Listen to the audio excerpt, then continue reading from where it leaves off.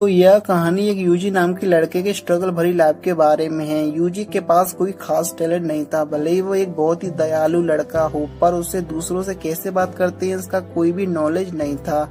Normal language में हम इसे इंट्रोवर्ट भी कह सकते हैं। अब इसी वजह से उसे पेरेंट्स द्वारा भी बहुत परेशान किया जाता था। दरअसल परेशान का मतलब है कि वह उसे फोर्स करते थे कि वह चीज सीखने के लिए जिसमें उसका कोई इंटरेस्ट था ही नहीं। वह चाहते थे कि 16 साल की एज तक यूजी परफेक्ट सोल्जर बन जाए, लेकिन दूसरी तरफ वो ये भी जानते थे कि वह ऐसा नहीं कर सकता क्योंकि वह उसकी बहन काजुकी से बिल्कुल अपोजिट है। दरअसल काजुकी उसकी बड़ी बहन है, साथ ही वो जीनियस है, इसलिए यूजी उसे अवॉइड करना ही पसंद करता है। लेकिन दूसरी तरफ काजुकी उसके छोटे भाई यूजी का पूरा ध्यान रखती है। वह हमेशा उसके साथ टाइम स्पेंड करना पसंद करती है। दोनों साथ में बहुत सारे खेल खेलते हैं। साथ ही काजुकी यूजी को पेंटिंग बनाने के लिए भी मोटिवेट करती थी। लेकिन फिर भी यूजी की पेंटिंग कभी काजुकी जितनी अच्छी नहीं बन पाती। पर फिर भी काजुकी यूजी को समझाती है कि आगे चलकर तुम्हारी भी सब जरूर तारीफ करेंगे। लेकिन उसी रात उनके फादर उन पेंटिंग को देखकर बहुत ज्यादा अपसेट होते हैं और काजुकी से यूजी की सारी पेंटिंग फटवा देते हैं, क्योंकि उन्हें लगता है कि ये पेंटिंग अगर किसी ने देख ली तो उनकी फैमिली की बहुत बेइज्जती होगी। अब एक दिन वह एक आदमी से मिलते हैं जिनका नाम कीरा हरा था। वो यूजी को उसकी हालत देखकर उसे चॉकलेट देते हैं। फिर हम देखते हैं कि काजुकी की पेंटिंग इतनी अच्छी थी कि वह उस फैमिली की मेन इनकम का जरिया बन गई। अब इस कारण काजुकी अपने पेंट की और ज्यादा खास बन गई। साथ ही यूजी के प्रति उनका बर्ताव और भी खराब हो गया था। अब एक दिन वो बाहर खाना खाने जाते हैं, लेकिन यूजी को साथ नहीं ले जाते। साथ ही ऐसा कई बार होने लगता है। अब एक दिन जब बाहर खाना खाकर काजुकी वापस घर पर आती है, वो देखती है कि उसका भाई खाई हुई ब्रेड का बाहर से टुकड़ा खा रहा होता है। साथ ही वह टुकड़ा इतना पुराना कड़क हो चुका था कि उसे पानी में डालकर पहले खाने लायक बनाना पड़ रहा था। अब काजुकी उसे रेफ्रिजरेटर के पास लेकर आती है और कहती है कि तुम इसमें से निकाल कर अच्छा खाना खा सकती हो। पर यूजी को डर था कि वह अगर ऐसा करेगा तो उसे सजा मिलेगी। अब अपने भाई की ऐसे हालत देखकर काजुकी को बहुत बुरा लगता है। साथ ही उसके साथ वैसा बर्ताव के लिए वह माफी भी मांगती है, लेकिन अभी भी इसका कोई फायदा नहीं हुआ, बल्कि इससे उसकी प्रॉब्लम और बढ़ जाती है। उसके फादर उससे और नफरत करने लग जाते हैं। साथ ही उसकी मदर भी उससे बिल्कुल ध्यान नहीं देती। अब एक दिन यूजी काजुकी को बताता है कि आज उसने पहली बार दोस्त बनाया।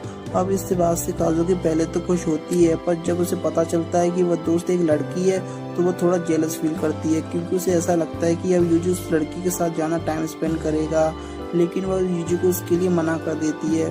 साथ उसे कहती है कि अगली बार पहले उससे परमिशन लेनी पड़ेगी, तभी किसी दोस्ती करना। अब कुछ दिन बीत जाते हैं। हम देखते हैं कि काजुकी जो भी करना चाहती थी उसके पेरेंट्स की हर बात मान लेते हैं, जिस चीज के कारण यूजी अपनी बहन को बिल्कुल गॉड की तरह मानता है, क्योंकि उसकी हर एक इच्छा कहती पूरी हो जाती थी। लेकिन एक दिन काजुकी किसी काम से बाहर गई थी, तभी कुछ घंटों बाद यूजी और उसके पेरेंट्स को ये खबर मिलती है कि शहर के किसी कार एक्सीडेंट में उसकी बेटी मारी गई। अब काजुकी के जाने के बाद उनकी फैमिली पर कई तरह की प्रॉब्लम आना स्टार्ट हो जाती हैं। साथ ही यूजी के डैड अब शराबें पीने लगते हैं और नशे के चलते वो यूजी और उसकी मदर को परेशान करने लगते हैं और उन पर हाथ भी उठाने लगते हैं। अब इस चीज से परेशान होकर यूजी की मदर उसे वहां से लेकर चली जाती है और यूजी और उसकी मदर साथ मिलकर एक नई लाइफ की शुरुआत करते हैं। यूजी की मदर हार्डवर्क करती है और यूजी की हर एक जरूरत को पूरा करती है। साथ ही अब अपने डैड के साथ ना होने से यूजी बहुत खुश होता है, लेकिन यह खुशी 1 साल से ज्यादा नहीं चलती। एक दिन उसके फादर ने ढूंढते ढूंढते वहां पहुंच जाते हैं और साथ ही वह वहां पर आकर यूजी की मदर शराब के लिए पैसे मांगने लगते हैं। अब उनकी बात मानने पर भी वह यूजी की मदर को पोजीशन कर रहे थे। ये देखकर यूजी खुद पे कंट्रोल नहीं कर पाता और पास ही रखी शराब की बोतल से अपने डैड पर अटैक कर देता है। इस वजह से उसके डैड जमीन पर गिर जाते हैं। साथ ही ये देखकर उसकी मदर थोड़ी चिंता में आ गई थी। वह यूजी को एक चीज देती है जिसमें उसकी सारी सेविंग्स रखी हुई थी।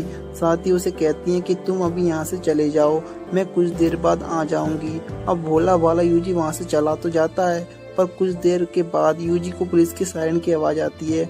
इस कारण वापस लौट आता है। अब वहां आकर वह देखता है कि कुछ लोग एक बॉडी को ले जा रहे हैं और उस बॉडी के हाथ में वही घड़ी थी जो उसके डैड पहना करते थे। अब अंदर जाने के बाद वो देखता है कि बहुत से डिटेक्टिव वहां पर इन्वेस्टिगेशन कर रहे हैं और ये इन्वेस्टिगेशन एक मर्डर सीन की थी, जिसका आरोप उसकी मदर पर लगा। तब यह देखने के बाद यूजी वहीं पर बेहोश हो जाता है और जब उसकी आंखें हॉस्पिटल में खुलती हैं उसे एक लेटर मिलता है जिससे उसकी मदर ने लिखा था। उसमें लिखा था कि अभी तक तुम्हारे साथ जो कुछ भी बुरा हुआ और जिस प्रकार का व्यवहार तुम्हारे साथ तुम्हारे डैड ने किया उन सब के लिए मैं माफ़ी मांगती हूँ। यह पढ़ने के बाद यूजी अपनी आंसू रोक नहीं पाता और रोने लगता है। अब जब उसे हॉस्पिटल में जाने से परमिशन मिल जाती है तो बाहर निकलने पर उसे एक आदमी अडॉप्ट कर लेता है। ये वही आदमी है किरीहारा जिसने बहुत पहले यूजी को चॉकलेट दी थी, लेकिन इसके बाद भी यूजी का स्ट्रगल कम नहीं होता। बल्कि अब किरीहारा यूजी को बिग पहनाता जिससे वो एक लड़की की तरह लगता है। वह बिल्कुल काजुकी की तरह लग रहा था, पर अब एक दिन एक आदमी उसे गलत तरह से छूने की कोशिश करता है, लेकिन यूजी उसे जान से मार देता है। अब जब ये बात किरीहारा को पता चलती है तो वो यूजी से बहुत इम्प्रेस होता है और उसे समझते हुए उसे अपने ट्रेनिंग कैंप पर ले जाता है और यूजी को अपना टूल बनाना चाहता है। साथ ही यूजी उसके लिए तैयार हो जाता है क्योंकि उसे मानना था कि किरीहारा ने उसे अडॉप्ट करके उस पर एहसान किया है, उसका बदला वो उसी चीज़ से चुका सकता है। अब ट्रेनिंग कैंप के अंदर उसकी अलग तरह की एबिलिटीज निकल कर आती हैं। अब इस वजह से वहाँ रहने वाले बाकी के स्टूडेंट उसे पसंद नहीं करते और उसे बुली करना चालू कर देते हैं। लेकिन उन सब में एक लड़की भी थी, इसका नाम मार्लिन था। वो लड़की यूजी के घाव पर दवाई लगाती है, साथ ही में खाने के लिए अपना खाना भी देती है। अब इन सब चीजों से यूजी को यकीन हो जाता है कि शायद दुनिया इतनी भी बुरी नहीं है जितना इसे देखा जाता है। अब इन सब के बाद वो टाइम आ जाता है जब इनका फाइनल टेस्ट होना था। इसमें इन्हें अपने सामने वाले अपने को खत्म करना था या उसे लड़ने लायक नहीं छोड़ना था। अब बदकिस्मती से यूजी की अपने मार्लिन को चुना जाता है। अब यूजी अपने दोस्त से बिल्कुल भी लड़ना नहीं चाहता था, पर फाइट भी स्टार्ट हो गई थी और यहाँ यूजी हार भी नहीं मान सकता था, इसलिए अब वो मार्लिन को ना चाहते हुए भी किक करता है। उसकी किक की वजह से मार्लिन दर्द से जोर से चिल्लाती है, जिसको सुनकर अब यूजी के सामने उसकी मदद आने लगती है और साथ ही वो ऐसा महसूस करता है कि वह पूरी तरह अपने डैड की तरह बनता जा रहा है। अब यह बात मन में आते ही यूजी अपना होश खो देता है। अब इस चीज का फायदा उठाते हुए मार्लिन उस पर अटैक कर देती है, जिस वजह से जमीन पर गिर जाता है। साथ ही में मार्लिन हंसते हुए उसे पंच मारती है और लास्ट में किक मार के इस फाइट को खत्म करती है। अब इस लड़ाई के लिए वह यूजी सबके लिए माफी मांगती है, साथ ही में वो रो भी रही थी। पर मार्लिन की बातें उसकी मदद की तरह लगती हैं, इसका उसे बिल्कुल भी पसंद नहीं आता क्योंकि इस तरह वो खुद को हेल्पलेस वीक महसूस करता है। अब ये लास्ट बार था जब यूजी और मार्लिन एक दूसरे से मिलते हैं क्योंकि अपने पहले ही मिशन में मार्लिन मारी जाती है। अब इसके बाद यूजी को पूरे 2 महीने बाद एक मिशन मिलता है जिसमें उसे कुछ लोगों को छुपकर मारना था। यह चीज उसको बहुत ही सिंपल लग रही थी, साथ ही उसने कई मिशन आराम से पूरे कर दिए थे। पर अब CRS नाम की एक ऑर्गेनाइजेशन इन सभी केसेस का इन्वेस्टिगेशन शुरू कर देती है, पर उन्हें सिर्फ इतना ही पता चलता है कि इसके पीछे किसी मिस्टीरियस लड़के का हाथ है। पर अब एक दिन मिस्टीरियस लड़के का अंत होता है जब एक घर में इन्वेस्टिगेशन करते हुए यूजी CRS को मिल जाता है। अब एक लड़की जिसका नाम साको था वो यूजी को अपने साथ लेकर आती है क्योंकि तब ऐसी सिचुएशन बनी थी जिस पर यह साबित होता है कि यूजी एक विक्टिम है, ना कि कल्प्रेट। अब हम देखते हैं साको का घर लकड़ी से बना हुआ था, साथ ही यूजी के कई दिन वहाँ पर बहुत ही बेरंग से बीते।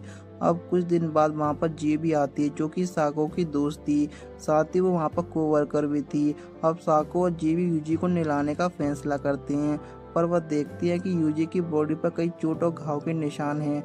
यह देखकर साको उसे खाने के लिए खाना देती है, पर वह देखती है कि यूजी को सिर्फ एक मक्खी वजह से बहुत ज्यादा गुस्सा आ गया था। दरअसल ये सब उसके पास्ट की वजह से था। अब धीरे धीरे साको और यूजी आपस में घुलने मिलने लगे थे। साथ ही एक दिन साको यूजी को एक डॉग गिफ्ट करती है जिसका नाम वो जॉन रखते हैं। अब जॉन के साथ खेल खेल कर यूजी बहुत खुश था, साथ ही वो अपने पास्ट को भी भूलने लगा था।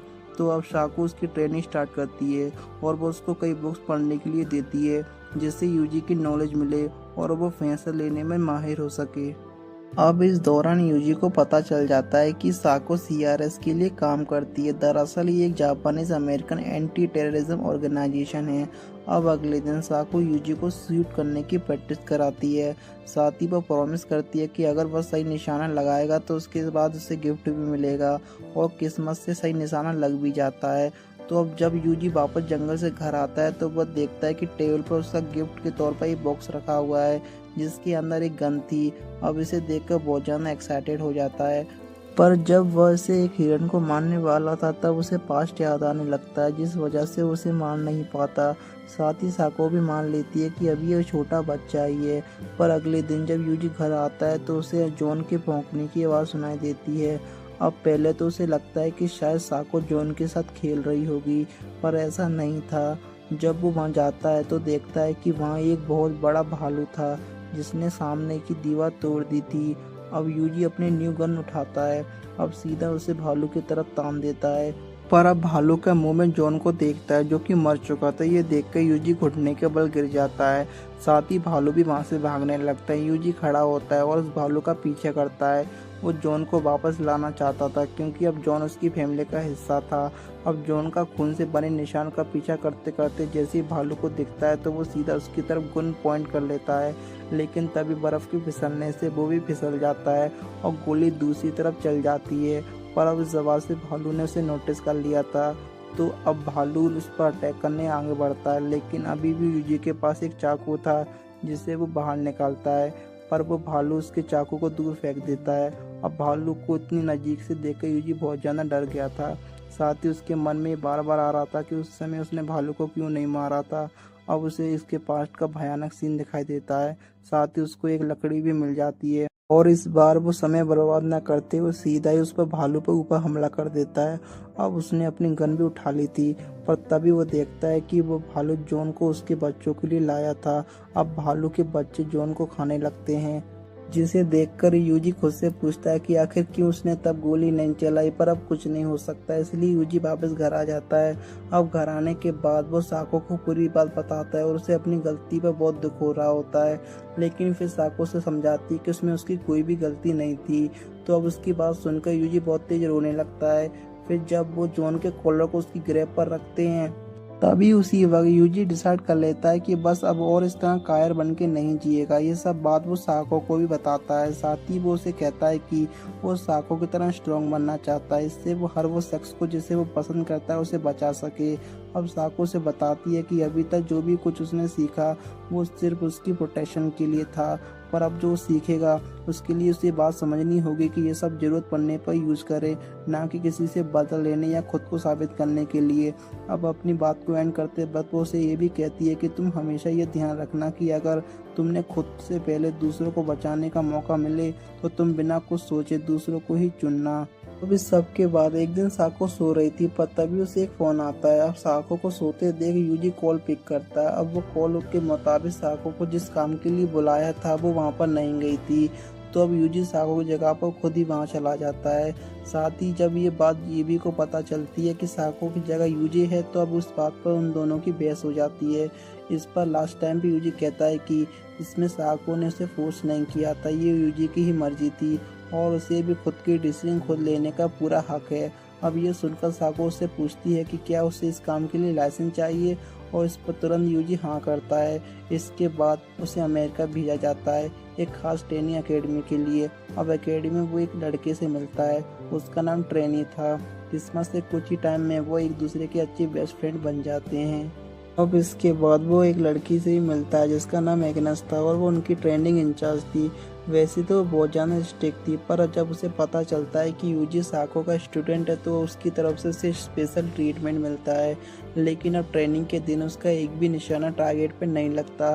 पर जब इस बारे में अपर लेवल के ऑफिसर से उसकी बात चल रही थी, तब एग्नेस ये कहकर उसे बचाती है कि उसके पास एक खास तरह का मार्कमैनशिप टैलेंट है।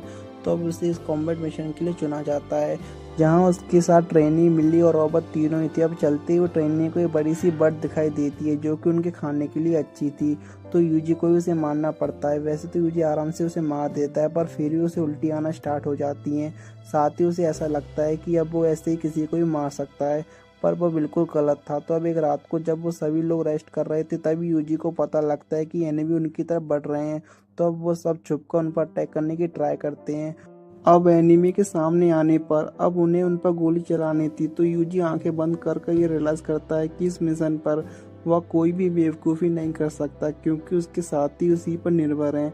तो अब वो सोचता है कि सामने वाला इंसान नहीं, बहुत ही बुरे लोग हैं। तो वो आंखें खोलता है और एक के बाद एक सभी एनिमी को मारते जाता है, क्योंकि वो नहीं चाहता था कि अब कोई भी उसे छोड़कर जाए। अब वो उसी रात डिसाइड कर लेता है कि जो कोई भी उसे उसकी किसी भी प्रीसियस चीज को लेने की कोशिश करेगा वो उसका दुश्मन होगा।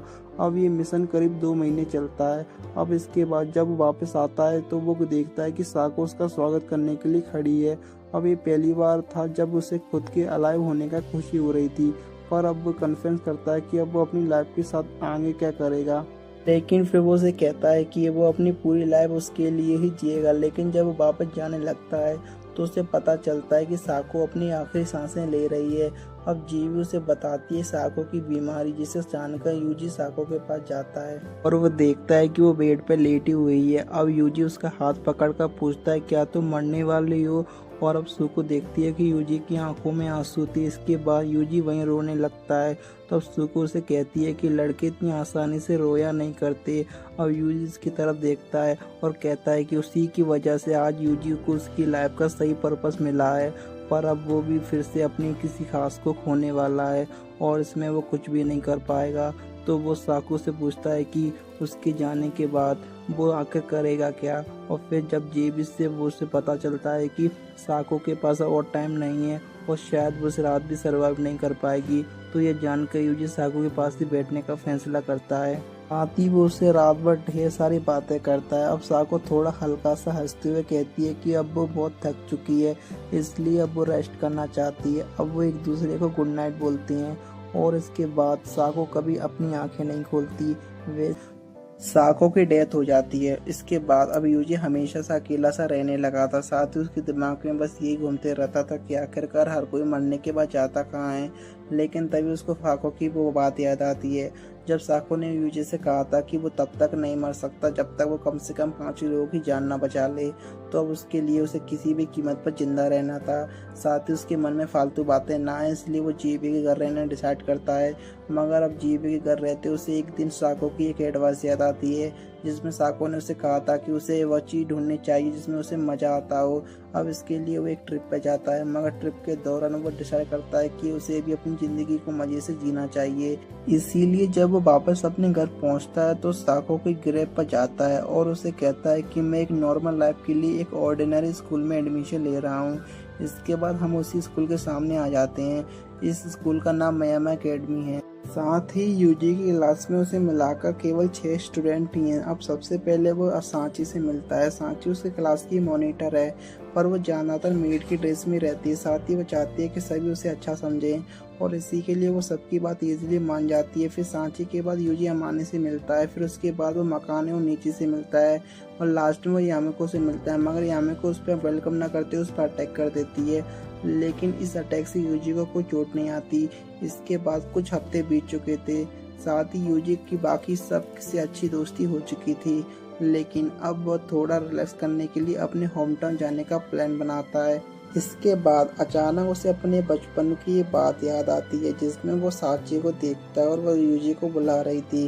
दरअसल साची वही लड़की है जिसके साथ यूजी बचपन में खेला करता था और उसकी सिस्टर काचुकी ने खेलने से मना कर दिया था। इसके बाद यूजी वापस से अपने स्कूल जाता है और आते ही उसे पता चलता है कि साची की बॉम्ब को डीएक्टिवेट करने की कोशिश कर रही है। लेकिन इसके बाद यूजी सभी गर्ल्स को क्लासरूम में बुलाता है। साथ ही इसके बाद जब वो क्लासरूम में एंट्री करता है तो साची तुरंत इस बॉम्ब को कवर कर लेती है। दरअसल वो बस सबकी जान बचाना चाहती थी, लेकिन टाइम खत्म होने के बाद भी वो बम नहीं फटता। अब इसके बाद यूजी अकेले में साची को बताता है कि इस बम को उसी ने प्लांट किया था। साथ ही यूजी इस तरह प्रोग्राम किया था कि टाइम पूरा होने के बाद वो अपने आप ही रुक जाए। इसके बाद अब यूजी साची को बताता है कि उसे बहुत टाइम पहले पता चल चुका था कि साची वही लड़की है जिसके साथ वो बचपन में खेला करता था।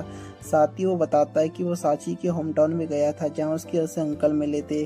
उन्होंने बताया था कि साची के पेरेंट्स की चाइल्डहुड में ही एक्सीडेंट के चलते इस दुनिया को अलविदा कर चुके हैं। इसके बाद साची भी उसे बताती है, तुमने जब पार्क में आना बंद कर दिया तब वो बिल्कुल अकेली पड़ गई और तो और उसके पेरेंट्स के पास भी उसके लिए बिल्कुल टाइम नहीं था, क्योंकि वो ज्यादातर अपने काम में ही बिजी रहते थे। आगे वो बताती है कि उसके 10वें जन्मदिन पर वो अपना घर छोड़कर भाग गई थी, क्योंकि वह बहुत ज्यादा अकेला फील कर रही थी। पर जब उसके पैरों से ढूंढते उसके पास आते हैं उसी वक्त उनका एक्सीडेंट हो जाता है। अब ये सब चीज साची के सामने हुई थी, इसलिए इस सबका जिम्मेदार खुद को मानने लगी थी, क्योंकि उसने अपने पेरेंट्स की सिचुएशन न समझते हुए बस अपने बारे में सोचा। अब इसीलिए वो सभी का काम कर देती है और कोशिश करती है कि वो सभी के लिए एक अच्छी दोस्त बन सके। लेकिन यूजी उसको समझाता है कि इसमें तुम्हारी कोई गलती नहीं है। साथ ही कभी कभार सेल्फिश होना भी बुरी बात नहीं होती।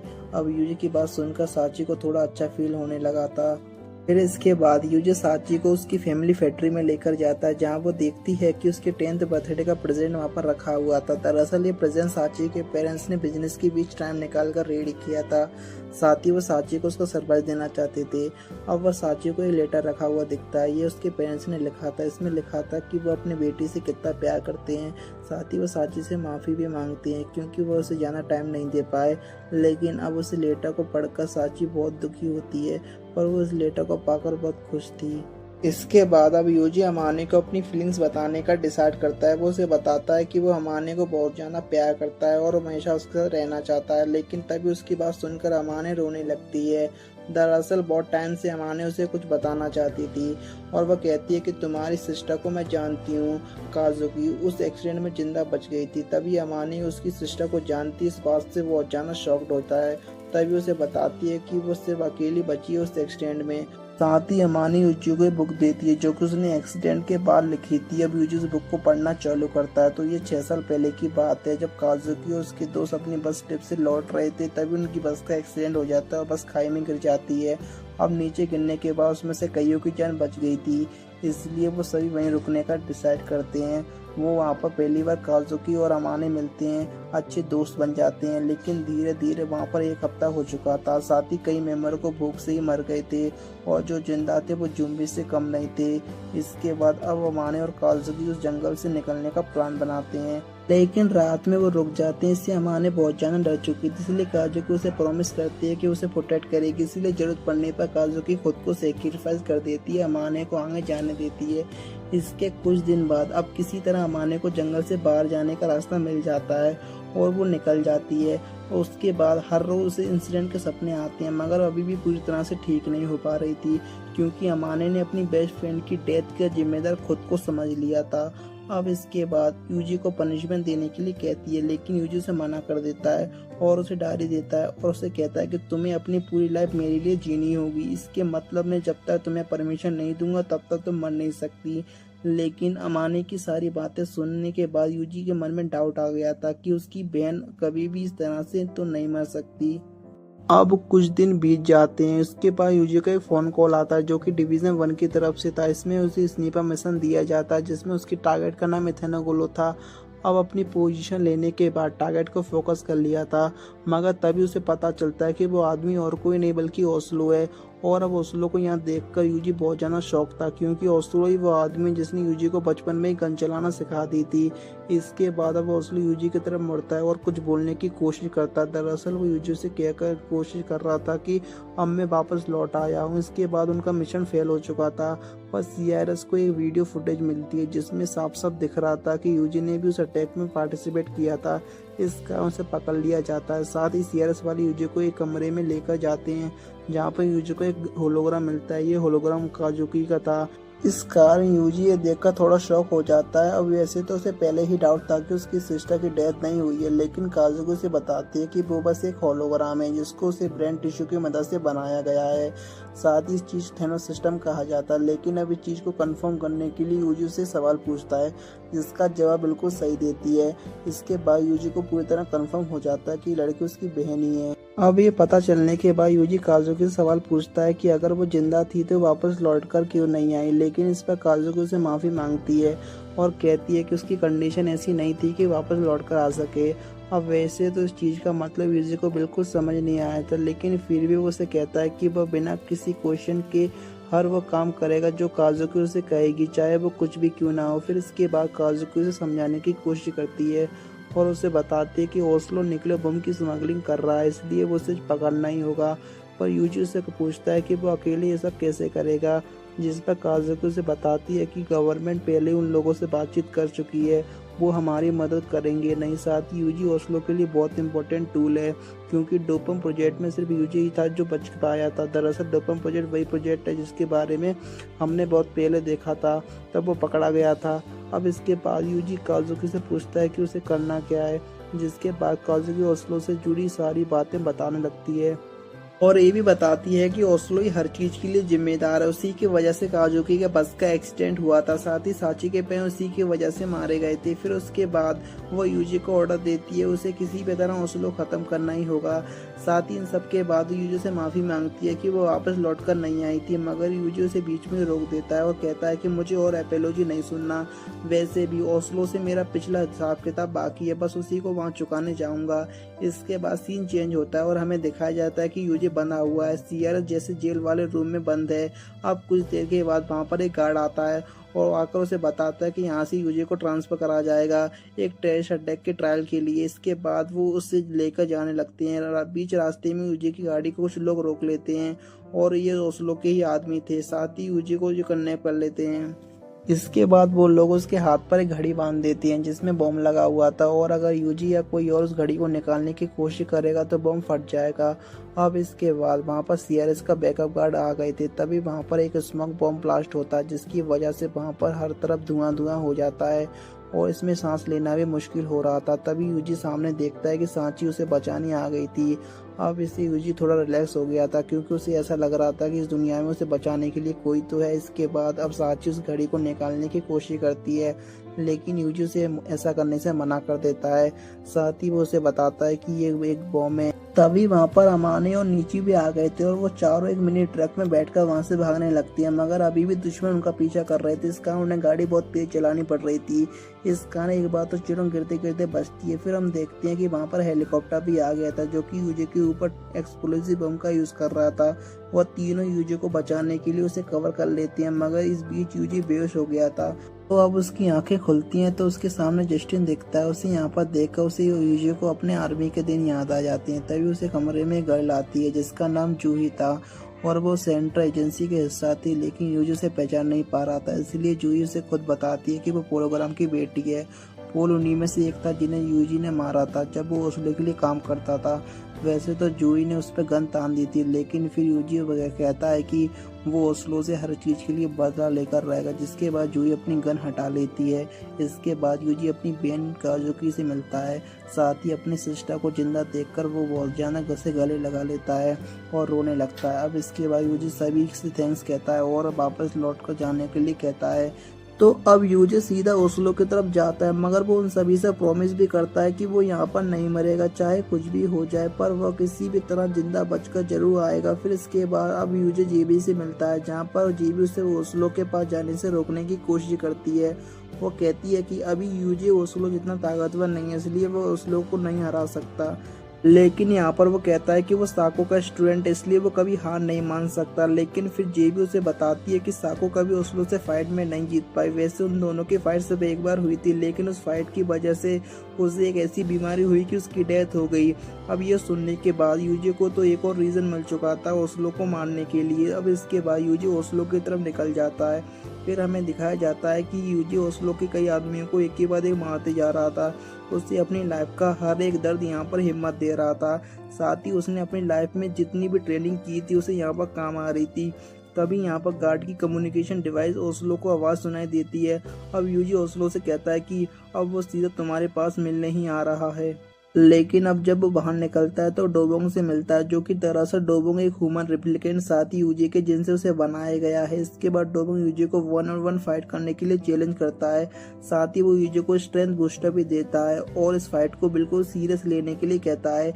लेकिन अब यूजी उस स्ट्रेंथ बूस्टर को वापस कर देता है। दरअसल ये बूस्टर एक तरह के ड्रग्स होते हैं जो को किसी को भी कुछ समय के लिए इतना ताकतवर बना सकते हैं जितना ताकत बनने में उसे कई साल लग जाएंगे।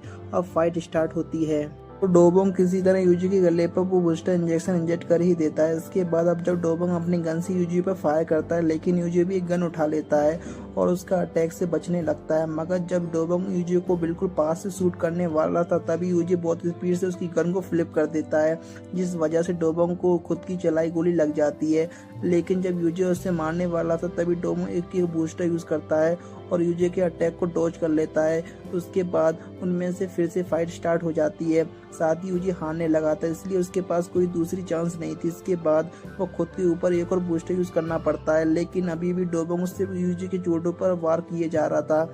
इसके कारण यूजी अपनी हिम्मत खोने लगा था। मगर तभी यूजी को साको की आवाज आती है, जिसमें साको से कह रही थी कि खुद खड़े हो जाओ और मेरे लिए फाइट करो। तो उसके बाद यूजी अपनी पूरी पावर लाकर यूज करता है। साथ ही उसने डोबोंग को हरा दिया था। इसके बाद यूजी ओस्लो के कमरे में एंटर करता है, जहां ओस्लो यूजी से पुराने वक्त की बातें करने लगता है, लेकिन यूजी उसकी बातों को इग्नोर करता है और उसके ऊपर चाकू से हमला कर देता है।